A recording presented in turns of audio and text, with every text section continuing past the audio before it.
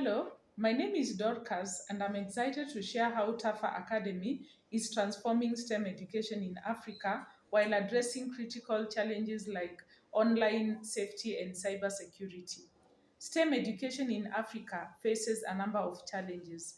First, low pass rates in mathematics and sciences that limit opportunities for students. Many in rural areas lack access to qualified education and educators, digital tools, and curriculum aligned resources. As digital learning grows, online risks like cyberbullying and unsafe content sharing increasingly threaten our young learners. Tafa Academy is solving these problems using a comprehensive STEM platform designed for primary and secondary school students.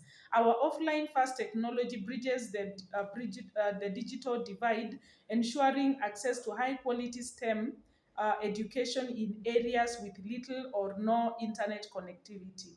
Through AI driven personalized learning, we adapt content to individual learners while boosting their engagement and performance for the online platform.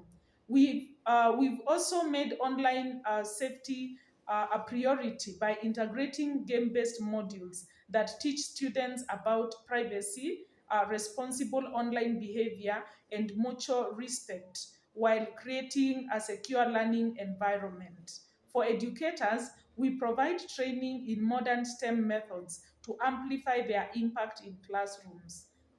So far, we have impacted over 400 schools with our offline platform and nearly 7,000 students that are actively using Tafa online academy tools.